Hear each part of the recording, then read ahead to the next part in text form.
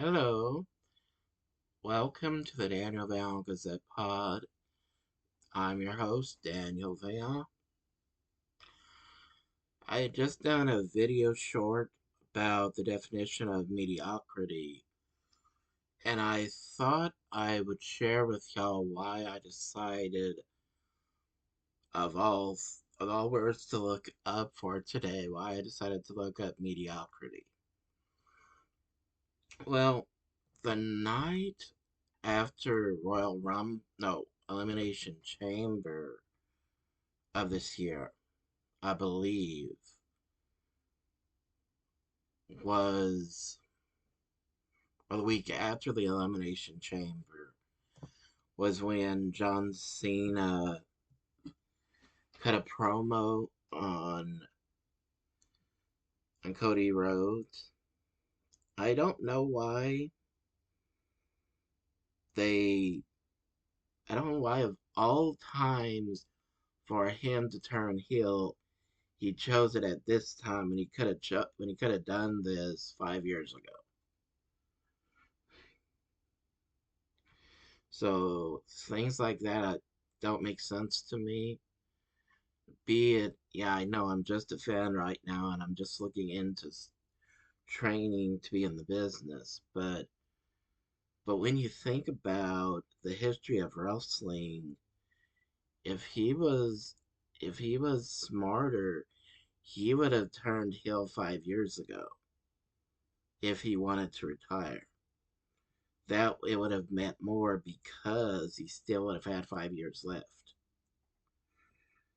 However, I do think it was anytime they would have pulled the trigger and had him turn heel, it would have been the right time. But doing it now seems kind of like it looks kind of bad on John Cena's part because people had been telling him for at least 10 plus years, you gotta turn heel, you gotta turn heel. And the fact that he did it at this time does not look as good as it did when Hogan turned heel and joined the NWO. So at this point in John Cena's career, he needs to be over.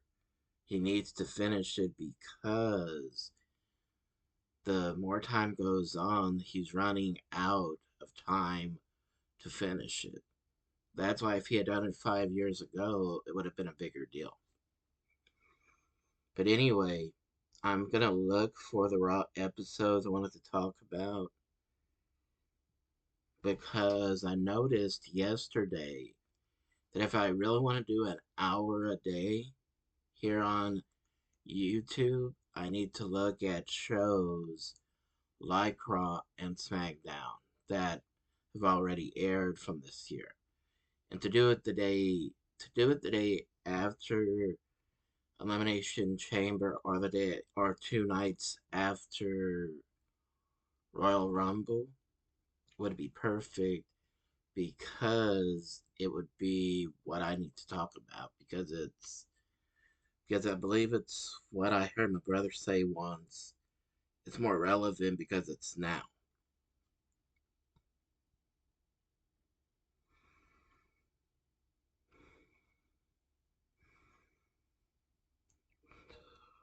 I'm gonna look. I'm gonna find the Netflix app. I was gonna talk about John Cena's promos against Cody Rhodes, but I think I should start it from the beginning. So it would be the night, 2 nights after Royal Rumble when I start talking about that.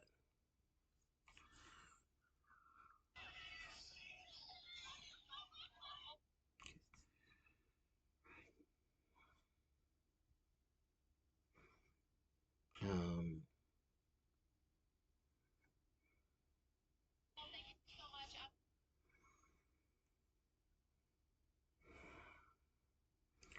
I really have to assume.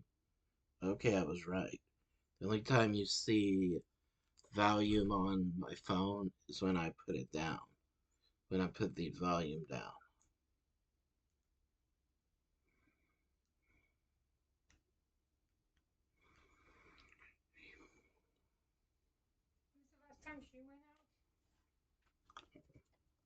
Hold on. Right. Um.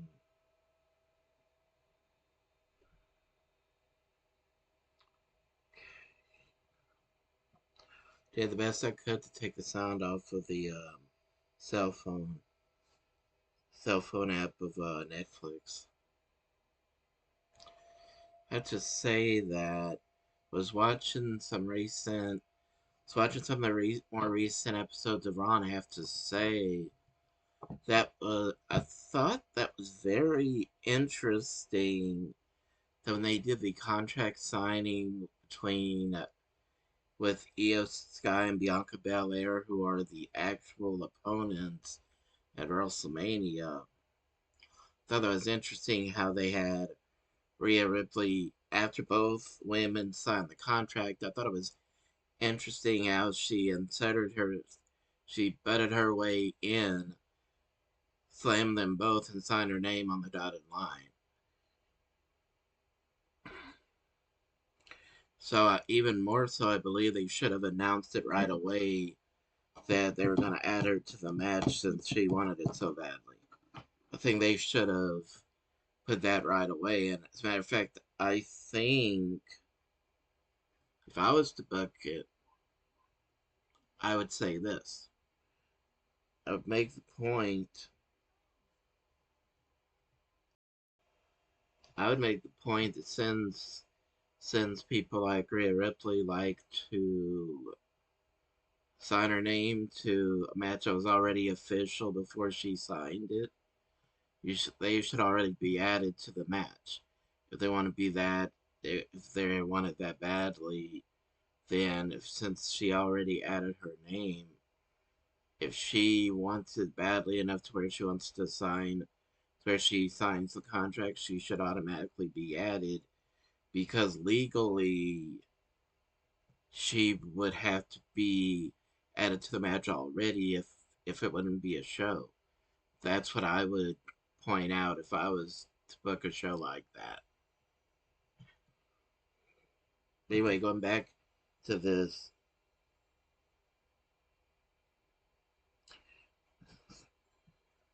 they show everybody showing up.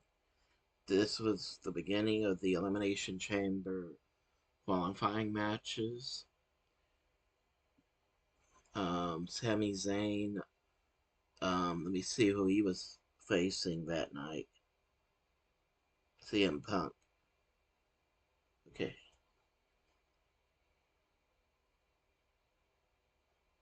Let's see. Then you had Judgment Day walking in the back. Liv Morgan and Io Sky went against each other in a qualifying match at Elimination Chamber.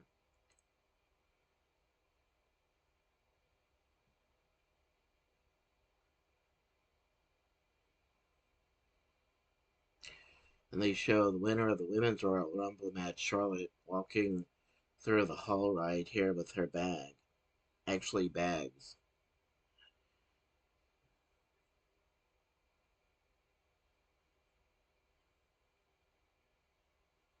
So they show a recap from Royal Rumble.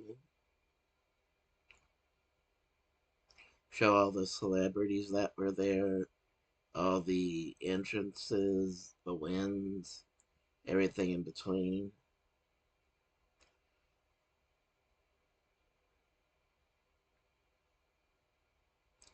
And another thing I want to say about John Cena turning heel is when they had him turn heel, you should have had him turn heel when he announced at the live media scrum, as they call it, after the Royal Rumble. When he announced that he thought after 20 plus years that he had earned the right to do that, that's when they should have turned him heel, I believe.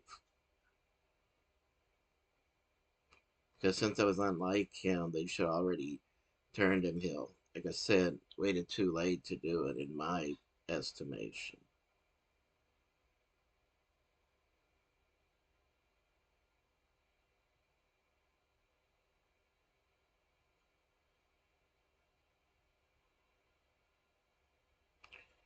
And just like Charlotte needed time to see all of the champions within WWE and NXT, Jey Uso is in the same place right here. Gunther's such a pro on the mic and in the ring that he knew how to build up suspense, build interest in them facing each other because they had already faced each other before. That was that was almost a given, but Jey Uso said himself he didn't know he was going to win the Royal Rumble until the night of the show. So that really shows how sometimes it is a last minute decision in today's day and age.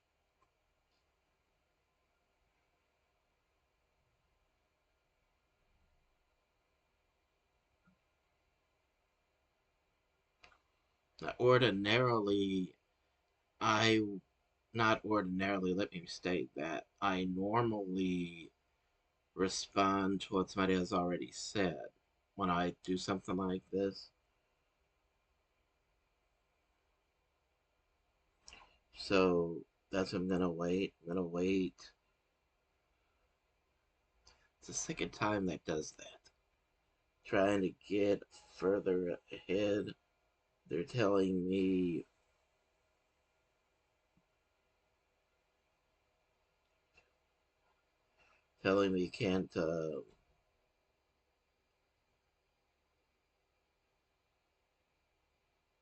can't be done or couldn't be done.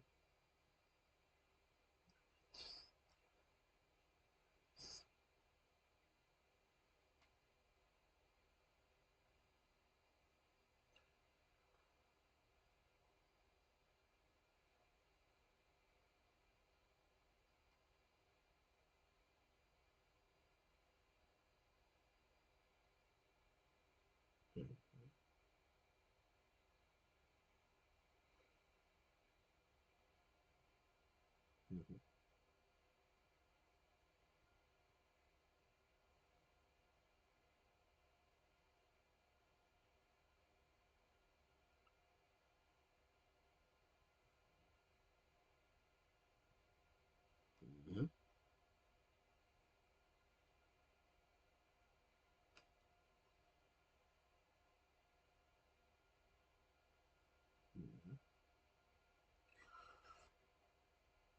Mm-hmm.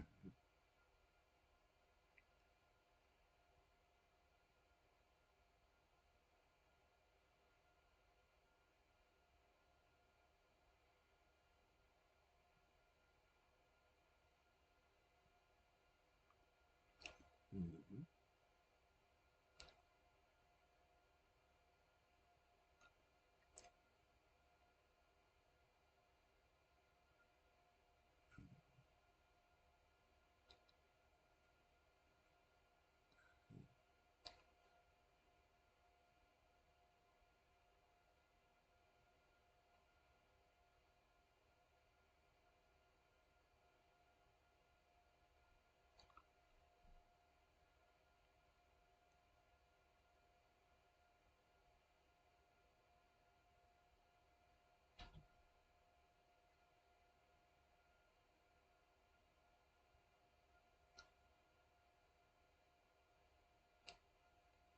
I had a feeling, by the way, before Royal Rumble happened. I had a feeling um, back in December, I believe. I had a feeling Jey Uso was going to win the Royal Rumble match because he had such a good showing against Gunther for the World Championship. That was like he's got to be who they're going to put up against Gunther at WrestleMania. So to that point, because up to that point, um, he was really only one who really looked like he could take the title from Gunther. And even though he and Cody did they make it clear they didn't want to fight each other in that way. At the same time, him being tag team partners with Cody Rhodes kind of gave you the impression that they wouldn't want to go that route because what Jey Uso has built and what Cody Rhodes has built since he's been back in the company.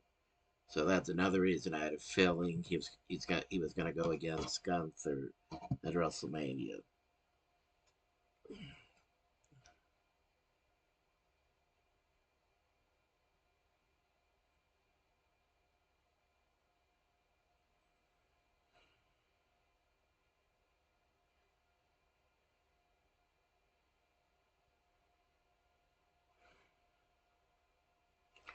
Gunther had his audacity.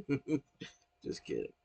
But in all honesty, he had his audacity to say that he would offer congratulations to Jey Uso, but he didn't know why he would do that because he was disappointed in the fact that Jey Uso won the match.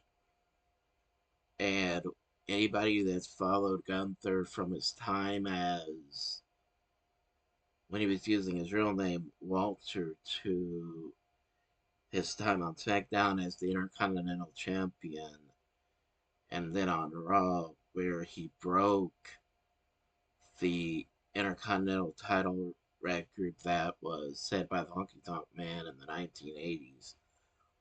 If you've followed his career from NXT to thus forth, past year when he was champion and then him becoming world champion, then you know that he has an arrogant attitude about him and he doesn't think anybody, let alone somebody like Jey Uso, is worthy to face him.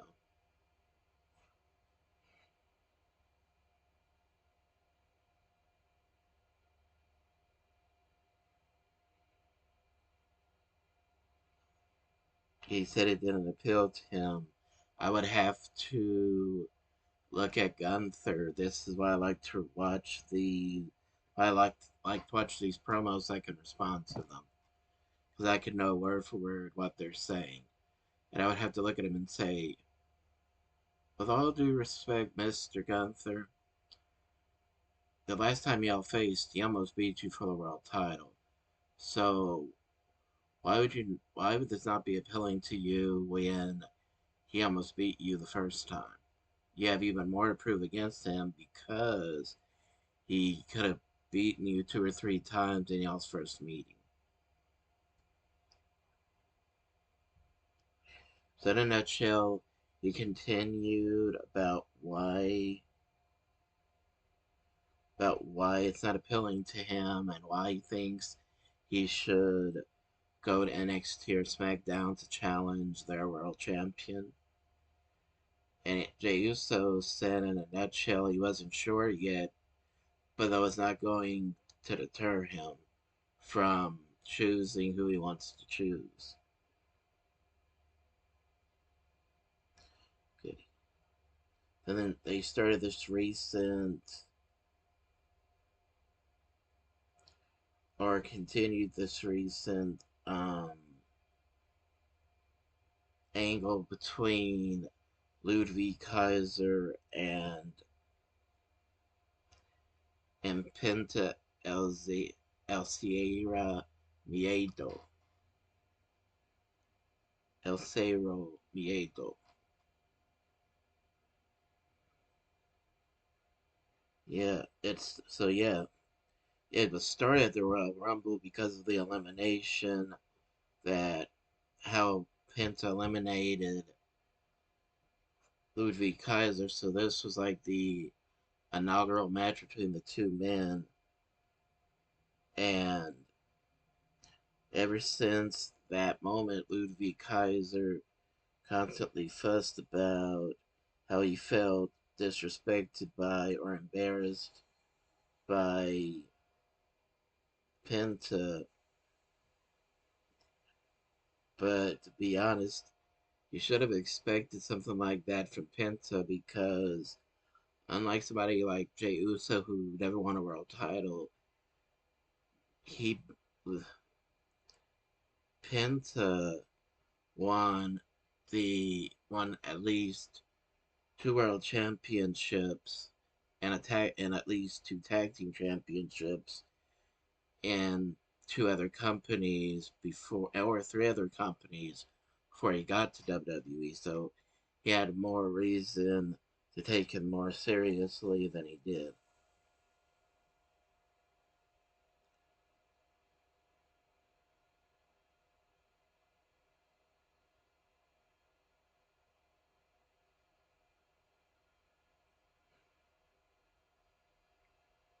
And let's not forget he has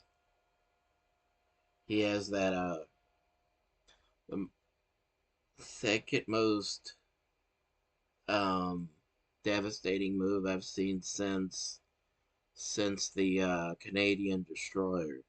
He has that cross arm breaker. They actually not a cross arm breaker, hammerlock, where a hammerlock in one arm and then he pulls the other one back.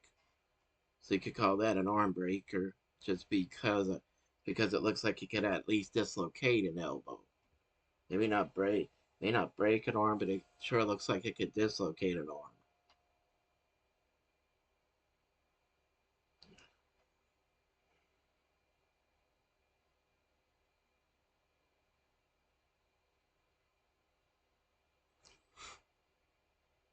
Mm-hmm. So what I think is great, not just ring work, but was great booking was how they continued this after one match. Because Ludwig Kaiser, really good wrestler, he and his former released partner known as um Vinci or Da Vinci, Giovanni Vinci. When he was released, or before he was released, he had been doing a series of promo vignettes, but I don't think the WWE bought it, and I don't think the fans bought it, and I don't think the company bought it. I think that's why they released them. Because I don't think they could quite understand what he thought of his character, because I'm pretty sure a lot of these vignettes were ideas that he had input on. But regardless of that, up until they split him from Giovanni, we really didn't get to see fully what his abilities in the ring were. The most we saw him do was cowardly attack Kofi Kingston, take him out for a few weeks against Steel Steps, but that doesn't show much. I did respond to the Charlotte Flair Rhea Ripley promo a few weeks ago, so reason to talk about that.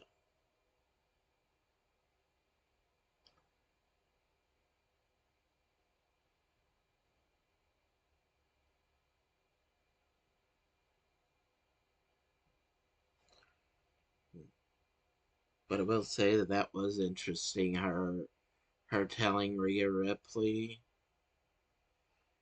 that she rushed ahead of her because she was gonna look at NXT and SmackDown before she made her choice.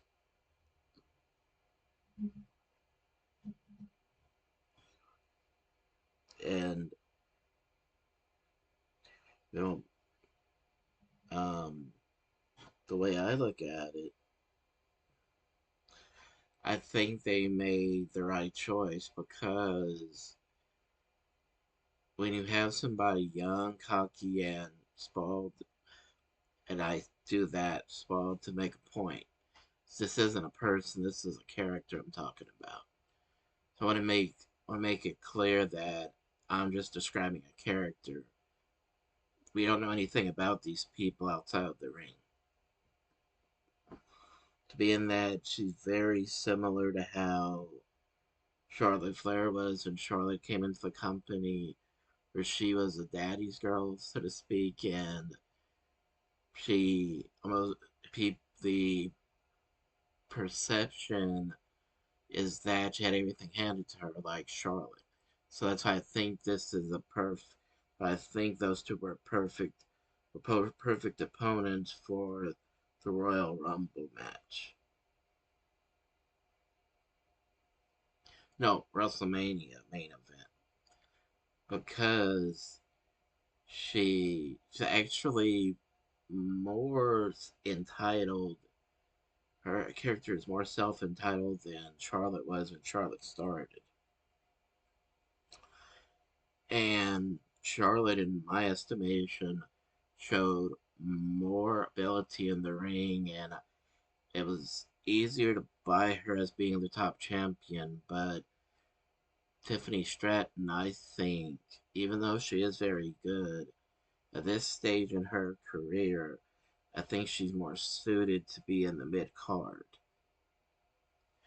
I think if they would have had her, they had put her in the mid card, they would be easier to buy her as a world champion because now that they have two mid card titles for women, it would that would make more sense. But come from NXT in today's women's climate on Raw and SmackDown, going straight to the top.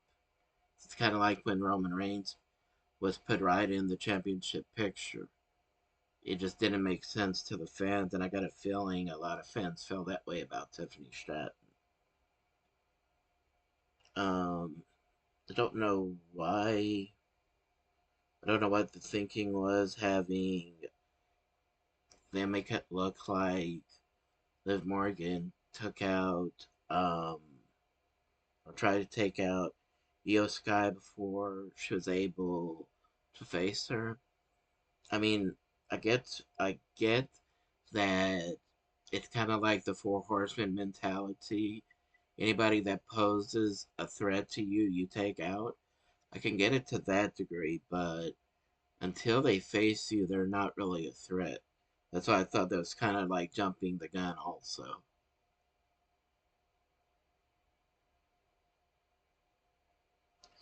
I do remember LWO members Rey Mysterio and Dragon Lee. I do remember this was around the time when the New Day or the brand New Day um, went against them, and I think by this time they already established that they're heading in a new direction. They were not they're not going to be cute. They're not going to be funny anymore. Going to be as vicious as they could be and as dark as we've ever seen them.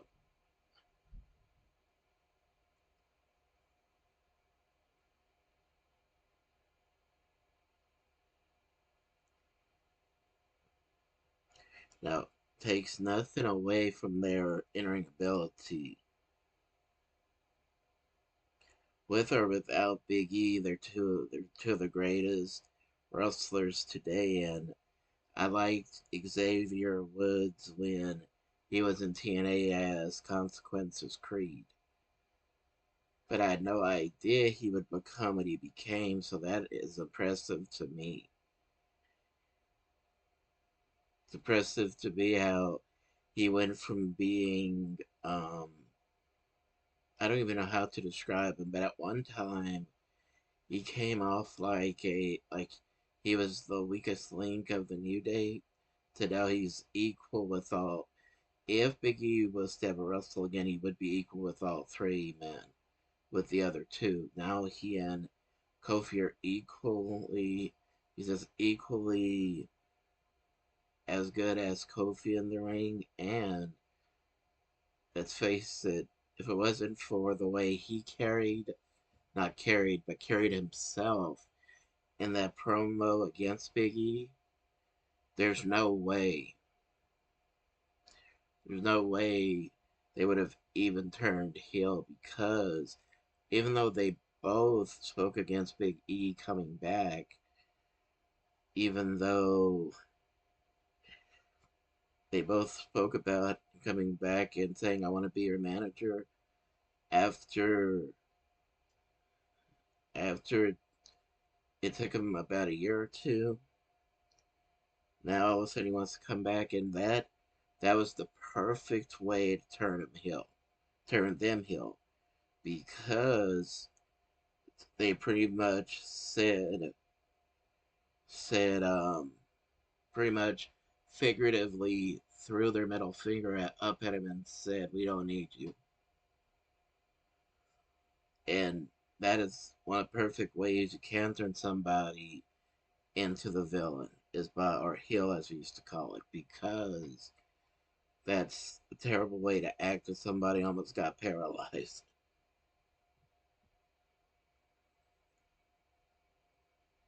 And now they're back in the title picture. So I'm looking forward to NXT Stand and Deliver, and looking forward to WrestleMania. As a matter of fact, I'm gonna start seeing if I gonna start looking to see if I can find the episodes from this time period, full length episodes that is, of NXT. NXT is so good though that I know Stand and Deliver is gonna be great, because NXT is one of the best brands out there in wrestling. I like I like TNA and AEW also, but NXT was Triple H's brainchild long before he was long before long before they gave him full power. He had power in NXT only. So I know how great the show can be, because I used to watch NXT all the time when it was on the WWE network, and I would watch it on replays, and I was like, this is great stuff. And I always liked TNA. The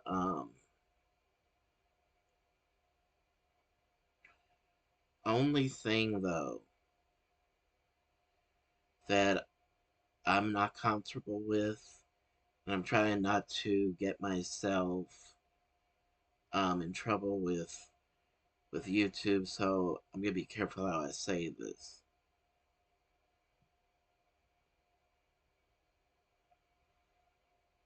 is when I saw two different members of the no, what, I'm not even gonna mention that. So I think it better to be quiet if I want to keep from getting myself in trouble with YouTube. So I'm not even gonna mention it. But I will say this.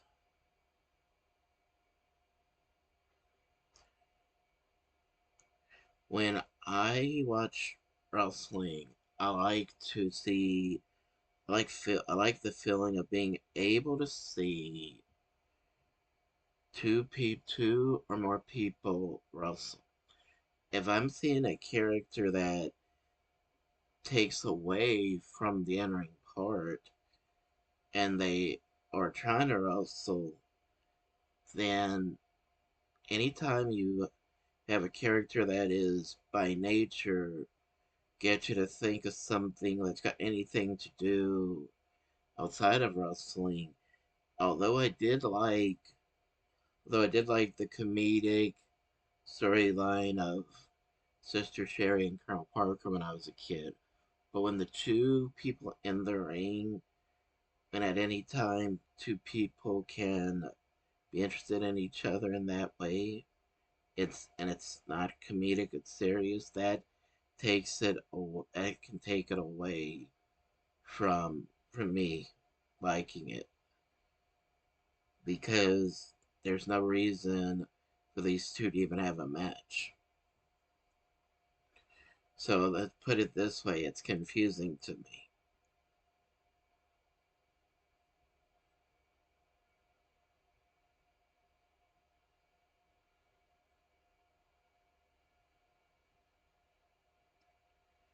So that's the best way I can say that without without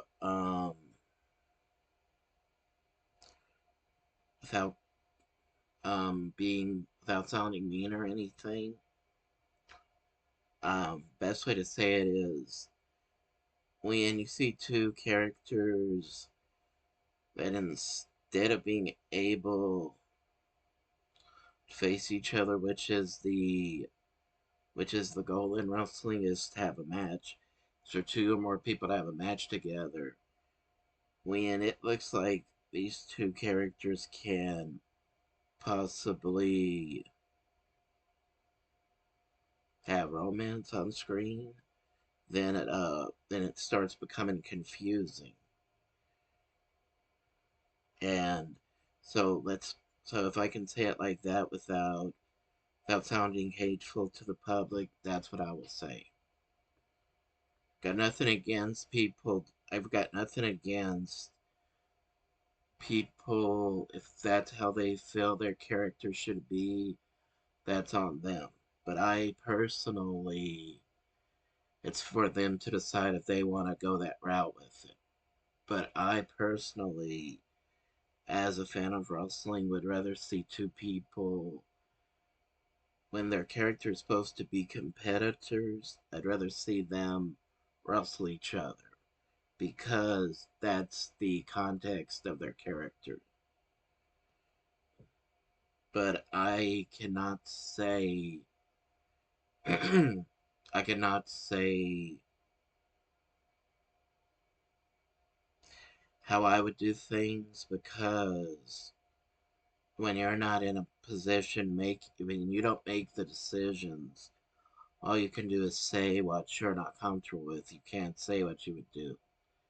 To be honest, none of us, until we're in a situation where we can say yes or no to something, none of us are in a position to know what we're gonna do.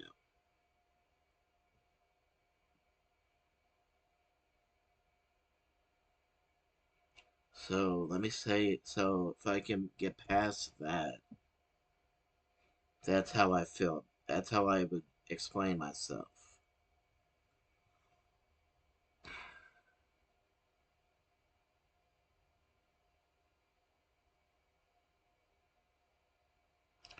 Now, speaking of stories and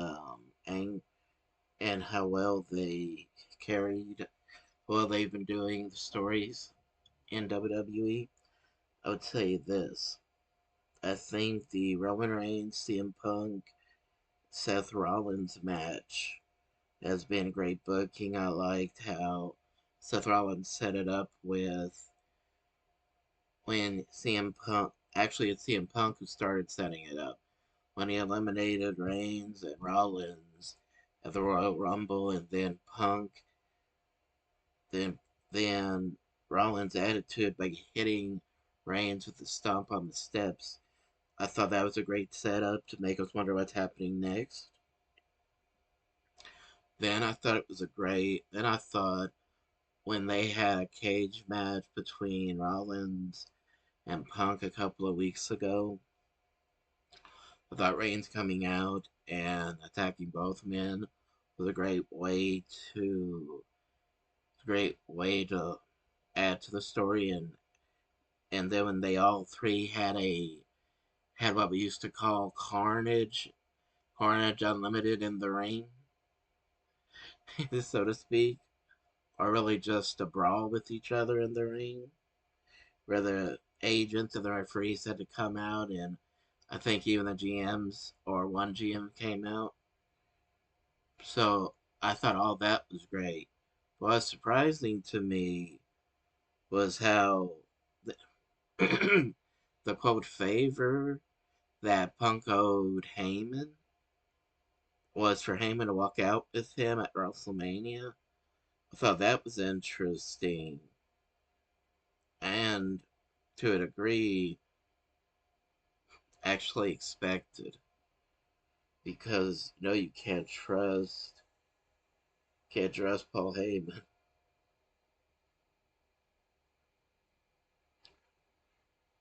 Now was saying earlier about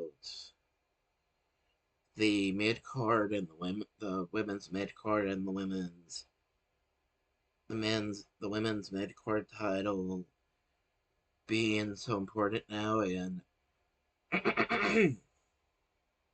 say what you will, but I applauded when I personally applauded when they made Chelsea Green the inaugural women's U.S. champion. Because even though her character is supposed to be a heel, she's supposed to be a pain in the butt and all that stuff, but if you followed her since she was in TNA, like I have, you can see why I cheered because she earned it. She earned the right to be U.S. champion.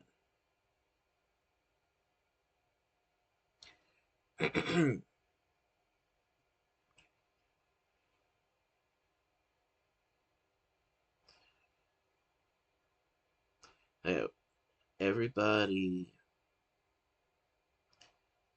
has their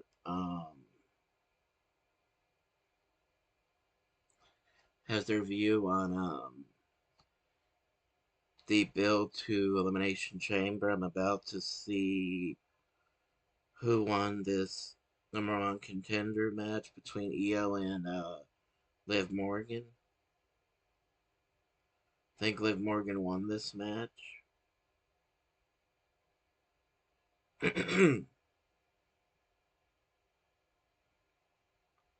But still want to see because sometimes sometimes I don't remember it fully.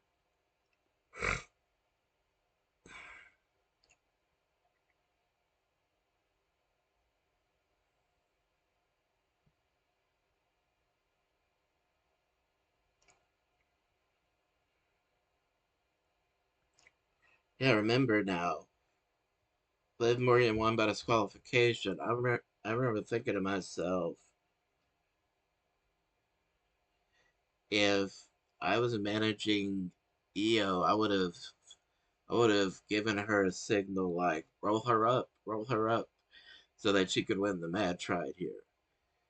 So yeah, I do remember that now.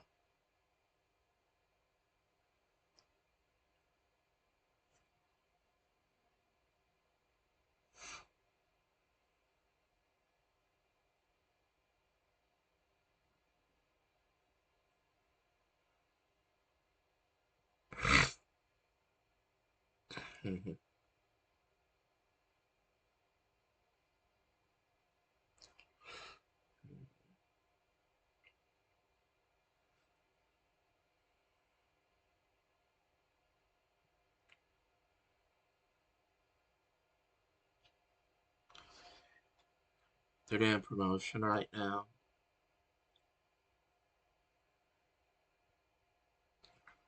All state.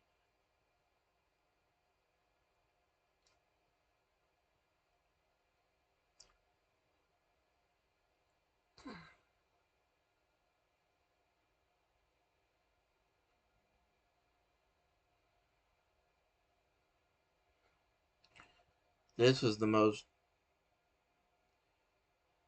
This is actually one of the best I've ever seen Seth Rollins dress. His leather jacket and his cowboy hat and sunglasses didn't look terribly outlandish.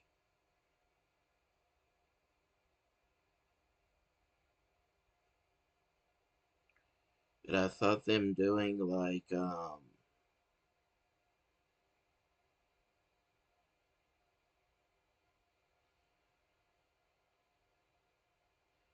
thought I liked how Chad Gable decided he wanted to learn on the how to handle himself against a luchador like Penta Penta just Penta. Then the end of this episode, CM Punk defeated Sami Zayn be added to the Elimination Chamber match, and I thought all that was interesting because of the ongoing problems with Punk and Rollins and Reigns. I thought that was interesting.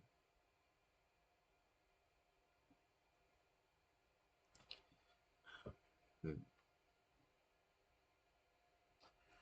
And think, I think when they made Rhea Ripley and when Rhea Ripley won the title at Elimination Chamber and lost it to Io Sky the night after that, I believe.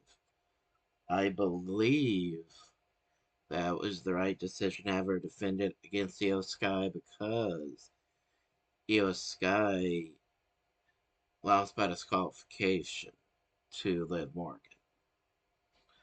So thought that was the right decision.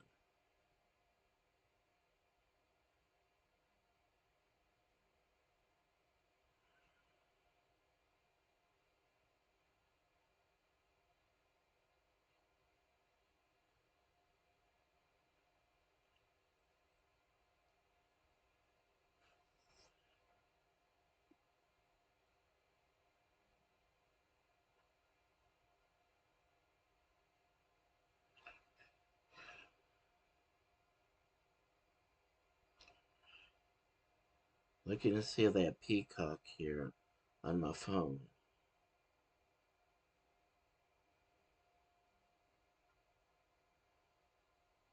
Um,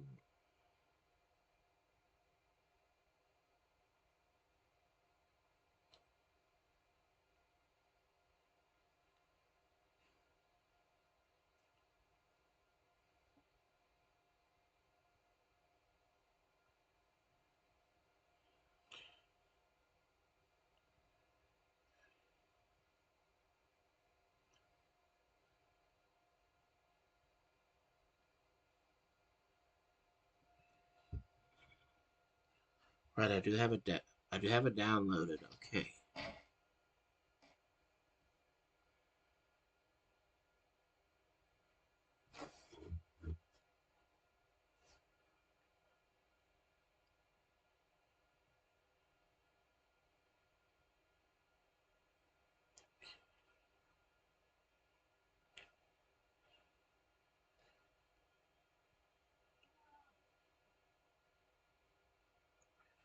All right.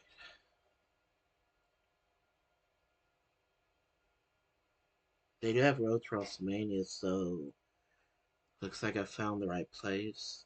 Um, Gunther versus Jey Uso, Stratton and Flair.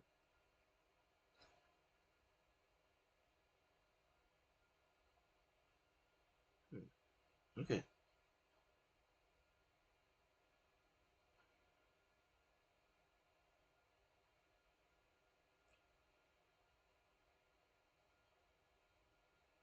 let's see all of this.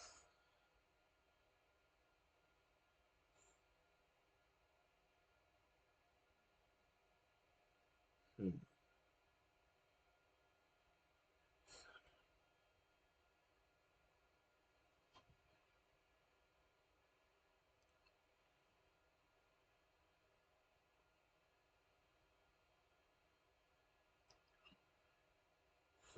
okay, you got SmackDown and Raw. Let's see.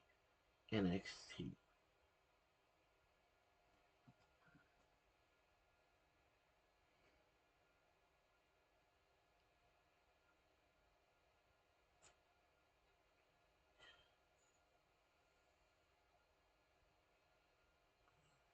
Hmm,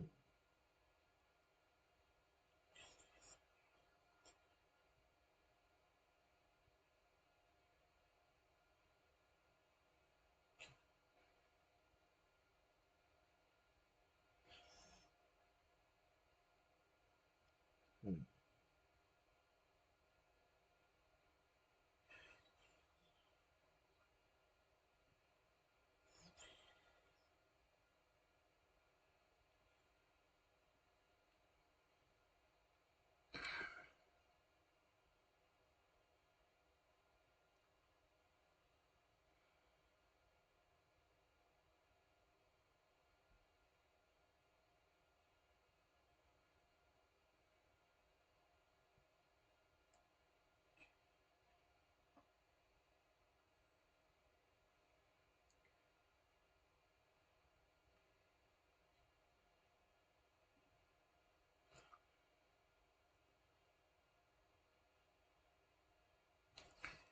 I found the one from NXT from this week.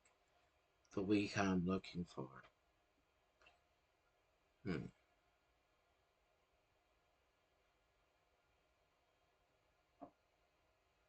Skip intro.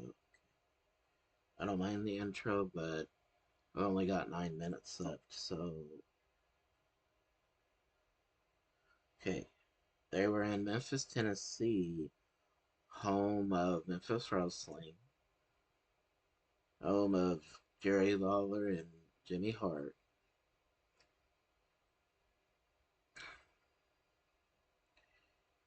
And on a personal level, Memphis, Tennessee is a place I would live at. I will move. I hope to move to someday because last time I was in Memphis, well, I already said that. I'm sorry. I said that yesterday. I forgot. All right. So let me just talk about this. McIntyre, Knight, and Jimmy Uso, I think, were facing each other to try to qualify for the Elimination Chamber. They show the Memphis Grizzly basketball team slogan and a couple of parts of the building. And I always liked when I've always liked seeing wrestlers walk into the building in the back. I always liked that because me only being able to go to wrestling either in person or watching it on TV, I never had any chance to really see what the backstage area is like yet. So that's always like that.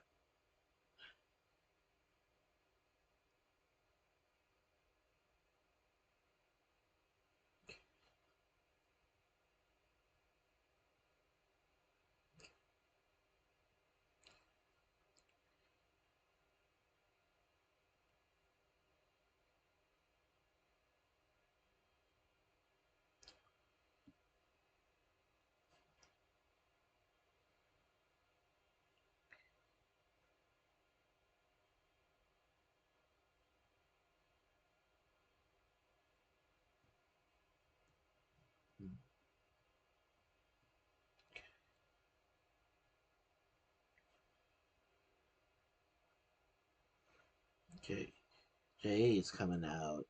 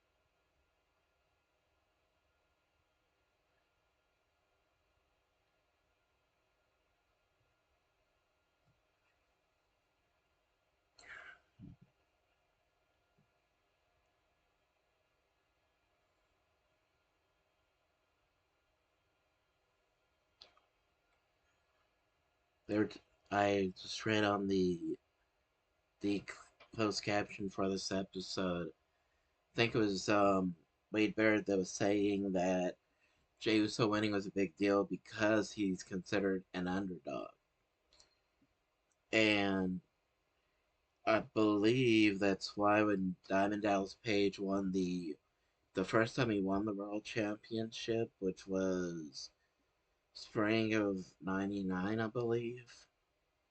That's why it was an even bigger deal because he was an underdog, period. I mean, he started actively wrestling at an age where most men were thinking of retiring. Terry Taylor even said that, and he had started when he was about maybe 19 years old or 20. So, and he said he was on his way out himself. So it shows how late of an age he started. So yeah, you could say he was an underdog, but he also worked hard, and he literally he did the old fashioned way. His first championship was the TV title, then US, then heavyweight and tag team. So he really did earn his stripes, as the old thing says.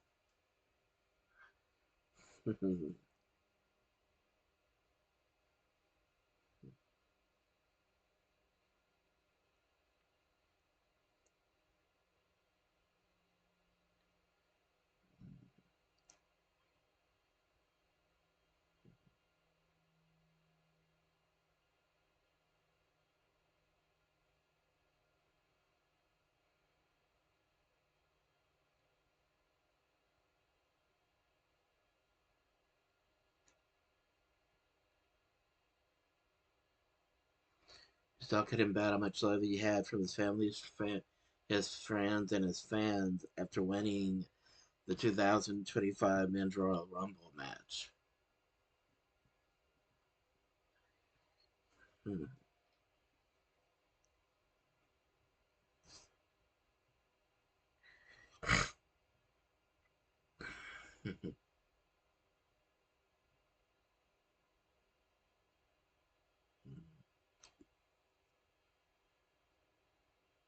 Mhm.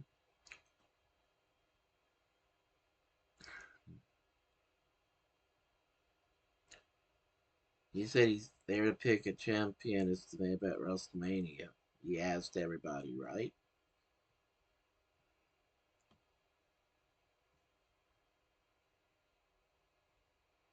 And he said it's only right, since he was on Raw, it was only right for him to come to SmackDown and talk to Cody Rhodes.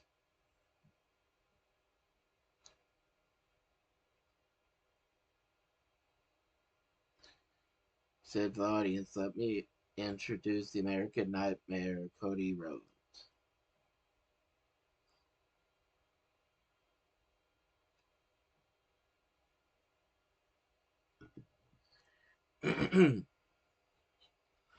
And yes, I do respond more to